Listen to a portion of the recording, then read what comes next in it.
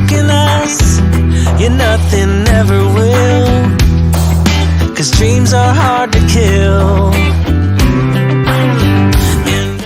And welcome again to the chat. As you know, I love speaking to all different kinds of people in the racing industry. And for the first time today, I'm actually going to be speaking to a vet. And joining me from Racetrack Veterinary Services is Dr. Eion Kelly. G'day, Owen. How are you? Good, Ben. How are you? Yeah, very well. Thank you. Good to finally get in touch and get hold of you. You're a busy man. You're always on the go working with the horses, aren't you? Yeah, I think that's the same for all the vets. Good luck trying to track us down and hold us to a meeting. First of all, could you tell me about growing up in Ireland on the farm?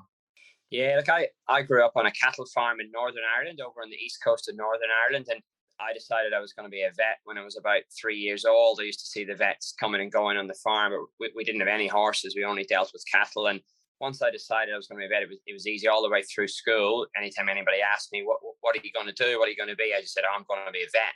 And I followed it all the way through. I struggled with some of the exams at the end of high school, had to repeat a few exams to get in. But yeah, sort of stuck solid with the plan and eventually got into vet school in Dublin. So yeah, did my degree in Dublin. There's only one vet school in Ireland, on the whole island of Ireland. So I was lucky to get a place there. And yeah, that's where I did my studies. And how did you fall in love with racing? And where does the passion come from? Because every time I speak to you, there's always something racing you want to tell me or you want to talk about. Yeah, I don't really know where it came from. My dad had a passing interest in some of the better quality flat racing that would have been on in Ireland or England, but didn't go racing a lot or anything like that. And I got my first job when I was in high school and I was looking for a bit of extra money. I went and worked for one of the high street bookies, one of the bookmakers. So in Ireland and England, it's quite commonplace. All the little towns and even some villages will have bookmaker shops on the high street. A bit like the TAB agencies in the city, where you can just walk in, you can sit down, probably have a cup of biscuit and have a bet and watch the races. And so I used to work there on a Saturday afternoon. So it was brilliant. I got paid to sit down every Saturday afternoon and watch every race that was run in Ireland and England. And that was my first job. And then from that, I went and got a job when I went to university, when I went to vet school. I got a job working for one of the biggest on-course bookmakers in Ireland. So we had a reels pitch on nearly every track in Ireland, and a couple of the big English tracks. We used to go to Cheltenham for the Cheltenham Festival and stuff. And so my introduction to racing was really through the betting ring. And when I went to vet school, I still thought I wanted to be a cattle vet. That was my plan. And I got halfway through vet school, and sort of through work experience and everything else, I realized that the life of a cattle vet in Ireland wasn't really very glamorous. And the racing was a bit more fun. I was having a lot of fun in the betting ring, and I met a lot of racing people through that. So I switched focus halfway through vet school and decided to make it all about horses, and just set about getting as much experience as I could, working with horses and everything else from there. Just on the experience that you gained, obviously being part of the Darwin Flying Start program really kicked things off for you and really helped you. I know how many people in the industry now came through that program or are coming through that program now. Yeah, look, I did the Flying Start program in 2004 to 2006. So it was inaugurated in 2003. So I was the second ever group that did it. And for anybody that doesn't know, it's a 2-year scholarship program, and you basically travel around the world to all Sheikh Mohammed's properties in Ireland, England, Kentucky, in the Hunter Valley, and lots of chances to travel to other countries in between too. And you work on those farms, you meet with people involved in the thoroughbred racing and breeding industry in all those countries. And Dubai, I forgot to mention Dubai. We spent a nice stint in Dubai as well as part of the course. It's morphed a bit from when I did it. It's now the Godolphin Flying Start program rather than the Darwin Flying Start program, but it's and there's a bit more sort of university based or university style learning that goes with it. But it was like you say, you set me up. It completely changed my life. Like I got to the end of vet school, knowing that I wanted to work with horses, didn't have a big background in it, didn't know a lot of people, applied for the course, not really knowing what to expect, because I said it was a very, very new course at the time. It's a bit too good to be true. I used to see the ads in the newspapers for this amazing, all expenses paid, scholarship program, to see all these places that I'd only dreamed of around the world. So I applied and I interviewed, and they offered me a place. And in the end, my choices were to go and do an internship in one of the veterinary hospitals, one of the equine veterinary hospitals somewhere in England, probably, or else do this course. And the more I thought about it, it was too good to say no to. So I did it. And look, the people that I met, the friends that I made in the group and the other people we met in the different countries, completely basically set me up for life. I wouldn't be here in Australia now if I hadn't done that. I wouldn't be working with, wouldn't have the business that I do if I didn't have the networks and the skills that they taught me. It was, it literally just changed the direction of my life and pointed me on the course. It's funny though, because when I was doing the course, I got a bit of a taste for training horses, and I thought that's where I wanted to take my life. And so I spent the first few years after it working as assistant trainer to a couple of different trainers in Ireland and England. I worked for Jim Bolger, who's a big owner breeder trainer in Ireland. He's a lot of people would know him. He bred and raced Teofilo and New Approach, who've come down here and been reasonably successful stallions. Both Teofilo and New Approach were there in the stable when I worked for Jim, which was brilliant. Teo, he was European champion 2-year-old colt the year I was there, and then we went to the yearling sales and we bought this beautiful chestnut Galileo colt out of Park Express, which turned out to be New Approach. So Galileo was sort of in his infancy of his stallion career then, and Jim, my boss, hitched his wagon a bit to Galileo, and the results have been pretty spectacular ever since. So I did that for a few years, and I worked for Kevin Ryan in England, who had about 120 horses in work up in the north of England, and so trained plenty of winners. And it was when I was working for Kevin, I realized how hard it was going to be for me to start out a training business in Ireland or England with little or no backing, to start from scratch. And at that point, I thought, well, maybe I'll go back and use my veterinary degree and get a bit of money in the bank and see where that takes me. And I ended up coming down to Australia to do that, initially for a 6-month contract when I came here. And I suppose technically it was 12 months, but the plan was to work for 6 and travel for 6. That's what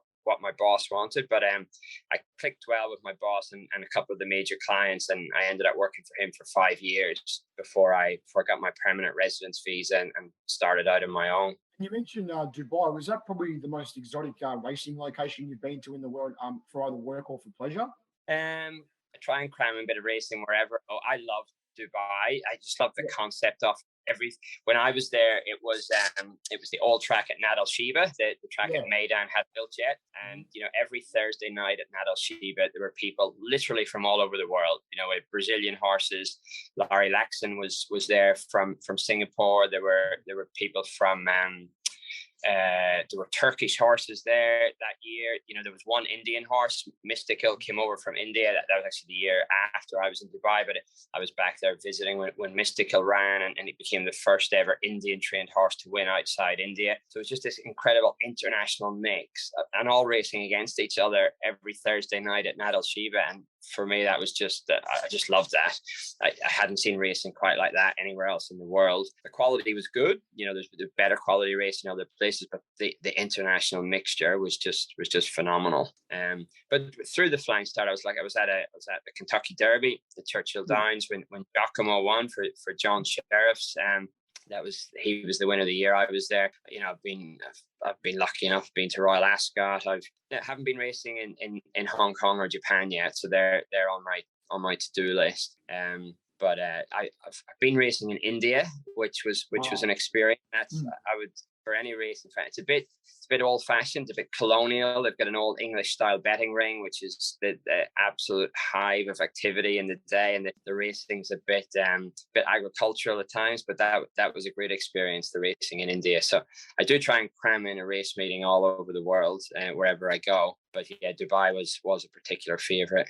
And your business, Racetrack Veterinary Services, goes from strength to strength, based down there in the Mornington Peninsula. And you have got a different range of clients, mostly trainers based at the Peninsula at Mornington, or how does that work? Yeah, I mean, I worked for my old boss for 5 years, then started the business here in Mornington. I've just my wife and I recently became Australian citizens as well, so I was a permanent resident quite a few years, but now we're actually Australian citizens. So it's funny. I think I hold 3 different citizenships now. I'm British, I'm Irish, and now I'm Australian too, which is quite nice that all those countries let me hold all those citizenships and all those passports. So it's quite nice. But yeah, we're based just right behind the race course here at Mornington, and we've got a good racing client, but we also do a bit of sport horse and pleasure work too, sort of fill up the days with those. And I do a bit of work at Bonio Park and a little bit of FEI work, some of the FEI competitions, which for me was a bit new when I started that. It's quite a few years ago now, but it was a new discipline, quite different from racing. But, mechanically, a horse is a horse, and so the functional workings are the same, even though the types of injuries that they pick up are maybe slightly different.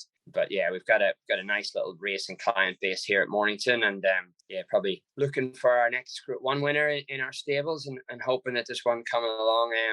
We've had a few Group 1 runners in the last few months, but no winners. I think Pippi, when Chris Marr was training out of Mornington, Pippi was probably the last Group 1 winner that I worked with. So she's moved on to her broodmare life, and Chris has moved back to Brisbane. So we're looking for the next Group 1 horse.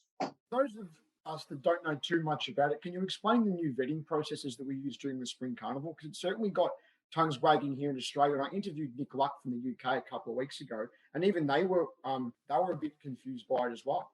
I think everybody, it's in its fledgling state, I suppose, and it will be reviewed and things will be tinkered with. I think the first thing to say is that that we were in not a dire situation, but we were in a very worrying situation a few years ago, and something had to be done, and they basically had a number of months to do it, to think of a plan, put it in place before the horses started arriving for this year's carnival.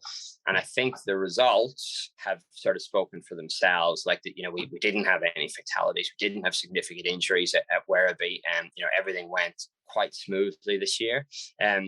As for the technicalities of it, I think everybody knows that they've increased the level of vetting before the horses leave the UK. And there's one rule which they brought in that if you've had a orthopedic injury or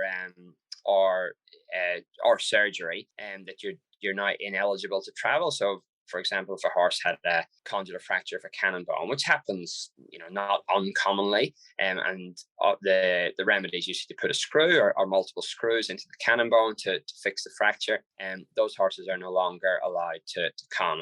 They would have to have some sort of very special dispensation. So they've tried to exclude horses that they would consider high risk. Then when they come, and they also have to be vetted, they have to go through an actual physical veterinary exam from a vet overseas appointed by Racing Victoria. So there's a whole level of screening before the horses leave their native country that wasn't always there before. Then much has been talked about the CT scans.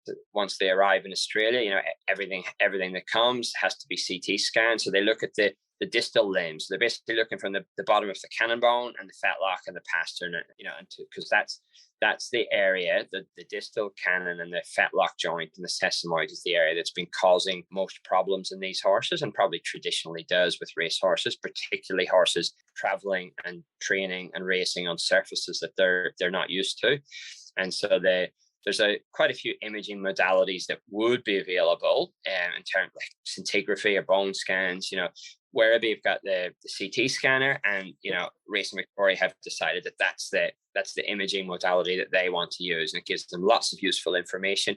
But I think as the years go on, that there'll probably be other imaging types of imaging that we'll use to give us even more information about what's happening in the bones, and trying to predict when injuries are going to happen and therefore eliminate them. But the other thing that was quite interesting this year, because there was probably a slightly higher attrition rate because of some of these scans and vetting, there were horses that suddenly came very, very close to making the Melbourne Cup field that a month or two earlier would not have been considered possibles to get into the Melbourne Cup. And with the rules as they were, that those horses all had to be scanned, in the weeks or so leading up to the Cup. So there was a bit of a scramble. And then, of course, they had the disaster. The CT scanner at Werribee, broke down for a number of days in that sort of 10-day period before the Cup. So they had to tinker with their plans a little bit. But I think they did a really good job. They copped a bit of criticism. Like I said, there's been a lot of chat, a lot of tongues wagging. But I think next year you'll find it'll be better. Everything will be a bit more streamlined. People will know exactly what they're doing. On both ends, the vets and the end users, the trainers and the owners. And I think things should probably be a little bit smoother next year. But the end result is we have to make it safer. We had to do that, and I think they've done it. I think they've managed to do it with some of these procedures and protocols. I think it's not just for a PR thing. I think it's because equine welfare is a very important issue, and I've spoken on a number of people about the equine welfare who work in equine welfare on my show and just outside of it as well. And if we didn't do something, we don't know where we would be now, would we? You know, it's something we have to take into consideration. Yeah, exactly. I mean, in some ways, it's become a little bit of a buzzword, the equine welfare. It's like, as vets, something that we've been intrinsically involved with every day that we work forever. But I think especially in some racing jurisdictions around the world, where the ground norms of society, what society look at and what they think about, it hasn't been so important. But certainly in Australia in recent years, it's become almost the number one thing that people want to think when they look at racing. They want to make sure that equine welfare is sort of paramount. And that's brilliant. You know, that can only be a good thing. And that's what we're getting to. We're just constantly raising the bar for those things. And, you know, the screening of the Spring Carnival horses, and particularly the Melbourne Cup horses, is, you know, it's got a lot of headlines. Racing Victoria have done a hell of a lot of work in the last few years, and lots of different schemes that some have been publicized, some haven't. But, you know, to massively increase the welfare, for want of a better word, of all the thoroughbreds in Victoria and then elsewhere around Australia. And, you know, we're really lucky. With some people complain to me that, you know, they've been skimming off a little percentage of the owner's prize money to fund some of these programs. But when you start to see the programs in action, you know, and the money, you know, they put up little bits of sponsorship money for track competitions. Camera's gone off, Owen. Here we go. Sorry, I had an incoming call there. I just got to reject that. Yeah, no, they, like, Racing Victoria, been putting up some sponsorship money in for off the track. And I mean, I've noticed the number of people doing dressage on thoroughbreds has gone through the roof. And a couple of years ago, I specifically mentioned it to a client of mine who was organizing a new dressage competition, and they were talking about sponsors, and I suggested, you know, Racing Victoria, and they sort of laughed and said, well, there's no thoroughbreds in our competition, so why would they want to sponsor us? Now, the dressage competitions are full of thoroughbreds, and it's purely because Racing Victoria have driven this off the track program with a little bit of sponsorship money and a bit of promotion for what the thoroughbred can actually do. And whilst warm bloods will always be sort of more sought after for high level dressage work, people have realized that the thoroughbreds are very, very capable. And it's been brilliant to see. Really, really good. Currently have any racehorse ownership or breeding interest yourself? I know your wife Catherine likes to have a small share or two in a horse as well. Yeah, we do. I do. She does. We do together.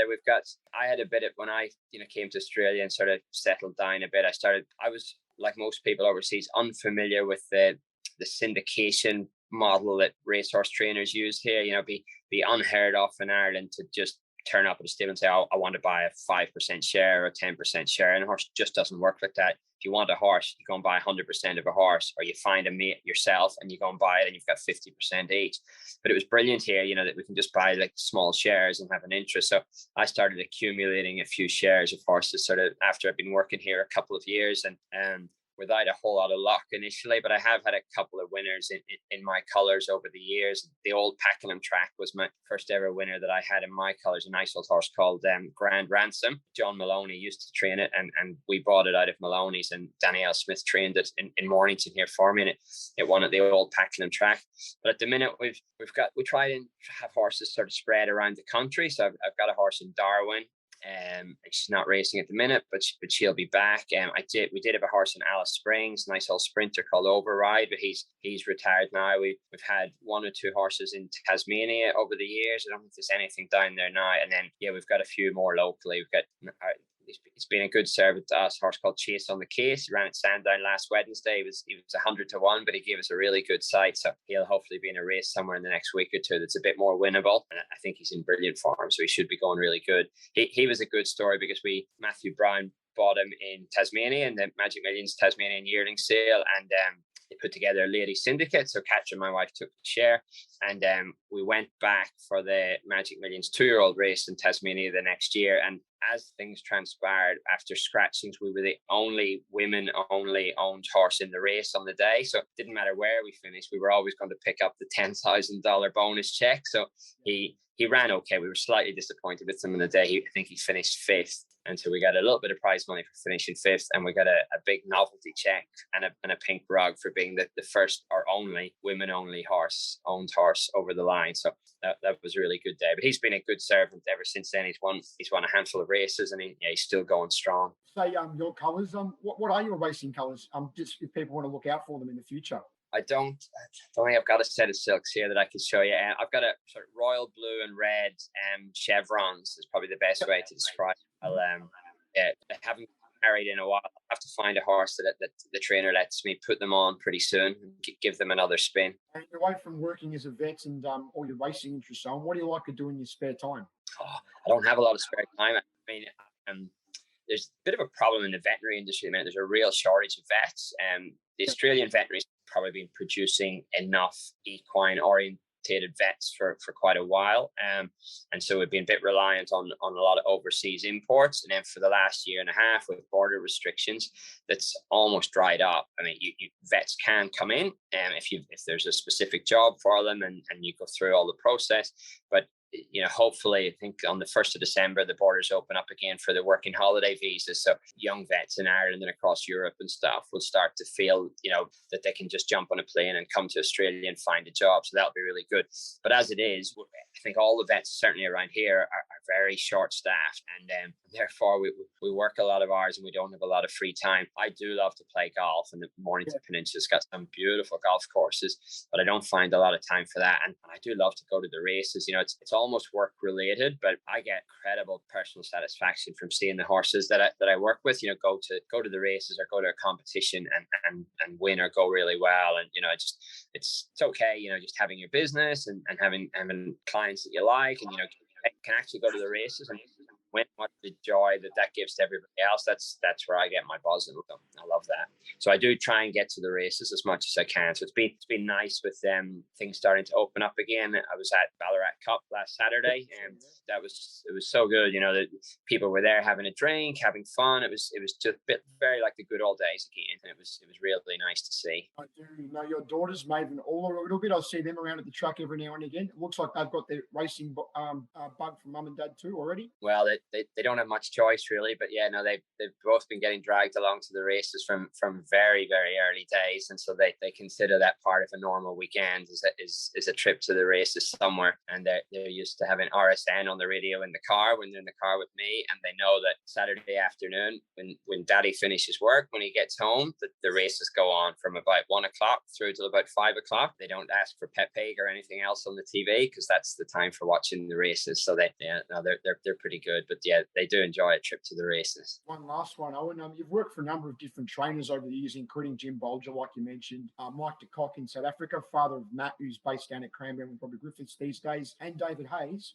Who is the most interesting or rewarding to work for? Oh, there's a question. I mean, I got to do a little bit of work in Bobby Frankel's barn in California when I was over there, which was fascinating. Sorry, just had another caller. Frankel's barn and some of the other American trainers were very then in Australia, the Lindsay Park operation was fascinating. I spent a bit of time at the old Lindsay Park in Angaston, and when I was first really with the Flying Start program back in 2005, and then to see them morph into what they are now and build the farm at Euroa, I was doing quite a lot of regular vet work for them as they built the farm in Euroa, built it up. It was always in existence, but turned it into the training centre it is today. So that's been fascinating.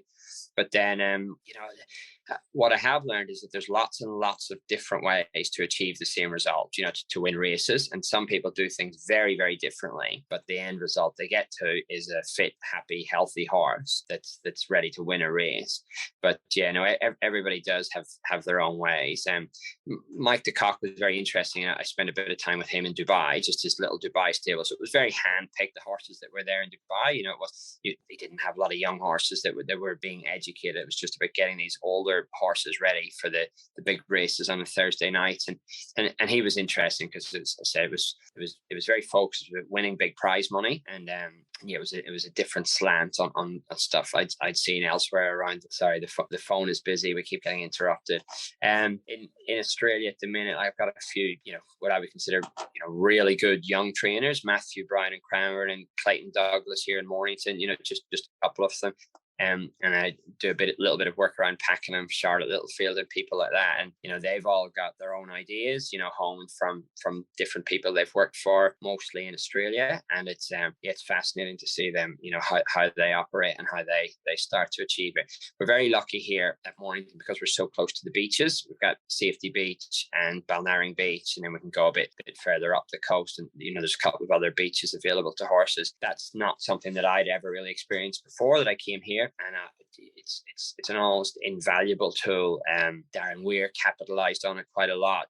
He used to have a lot of horses in pre-training or training, down on the Mornington Peninsula to use the sand and the beach. And I quite certain that just probably say hundreds of horses that if I'd met them elsewhere in the world, they would have been retired. They would have been considered unsound and unsuitable for racing. But by using the beach, we were able to keep them going and win some really significant races. And Kieran Marr and lots of other trainers now have adapted that too.